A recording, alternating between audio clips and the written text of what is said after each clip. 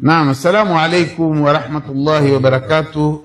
Wasikilizaji na watazamaji wetu wapendwa wa Iko Wapi Zamani, tunawakaribisha tena katika siku nyingineyo, ikiwa ni siku ya leo, siku ya Jumanne tarehe 21 mwezi Aprili 2026, tukiwa katika studio yetu hapa. Tuna furaha leo kumkaribisha mgeni wetu, mtu maarufu katika sehemu za Kisauni ama zamani ikijulikaniwa Kongowea.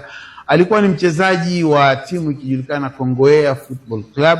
Kwa hivyo leo tuko na yeye ili atuchanganulie ile historia aliyoipitia yeye na ule uzoefu ambao watu walikuwa wakimjua nao. Basi leo ni siku yake ya kujimwagamwaga, akatueleza yale mapito aliyoyapitia, kwa sababu kwa wale tuliokuweko, ingawa mtu kama mimi umri wangu ulikuwa ni mdogo miaka hiyo ya 70, lakini kuna mambo kuanzia miaka hiyo mpaka leo mimi bado nayakumbuka, ikiwemo timu ya Kongowea. Kongowea walikuwa na sifa, miongoni mwa sifa za kuzalisha wachezaji wakubwa wazuri.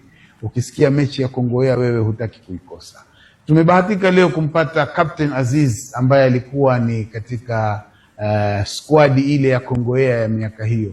Kwa hivyo leo tunamkaribisha. Tafadhali mzee wetu bwana Aziz, Captain Aziz, jieleze kwa wasikilizaji wetu, jina lako, kukulia kwako na udogoni mwako. Tuanze na udogoni, tusurukie kule kukali. Tuanze hapo udogoni, kwa sababu watu leo naona wamejiandaa kutaka kukusikiza. Karibu bwana. Assalamu alaikum wa rahmatullahi wa barakatuh. Kwa majina naitwa Abdul Aziz Mahmud Hassan. Mimi udogo wangu, sisi tulizaliwa Majengo katika maisha ya primary school Majengo, pamoja na mdogo wangu ambaye aitwa Abdul Hamid Mahmud Hassan. Alafu yeye akaja na maarufu aitwa Madegwa. Afwan, Majengo mkubwa shekhe, tuko Majengo Ziwani. Wallah, naam. Alafu baadaye tuko kwenye primary education kama standard 5, 6 hivi, mzee wetu akaamua kuja Kongowea. Ndio sisi tukaja Kongowea, mimi na ndugu yangu. Tulipofika Kongowea hatujui watu pale, sisi ni wageni. Lakini kwa bahati wale wenzetu ambao tusoma nao shule pamoja kwa tujua.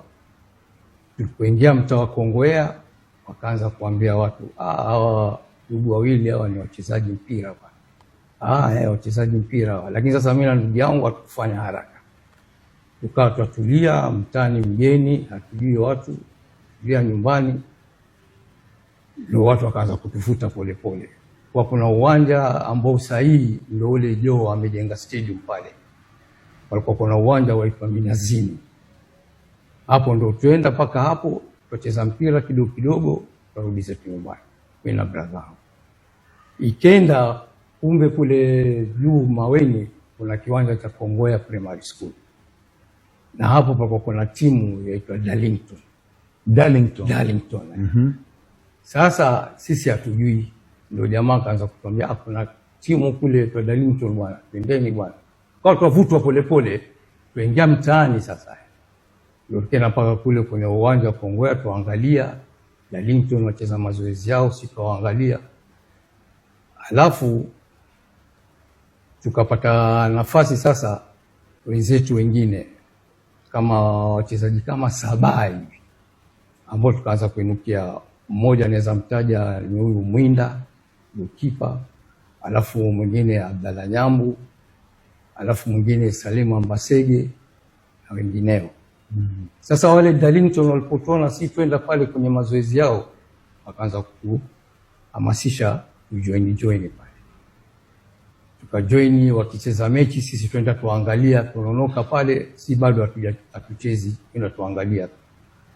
Lakini tukawa tufurahi na ile football wanaocheza, wachezaji wenyewe pia bado hawajakomaa hivyo. Ikaja bahati, kuna bwana huyo ambao hatuwezi kumsahau, aitwa Athman Omar Chai. Huyu bwana alikuwa kwa kufanya National Youth Service kama nakumbuka. Sasa akiwa livu ndio yuaja na yuacheza yeye Darlington. Sasa akija huyo bwana ule uchezaji wake, sisi wachezaji ambao sasa ndio tunataka kuinukia, hao watufurahisha sana.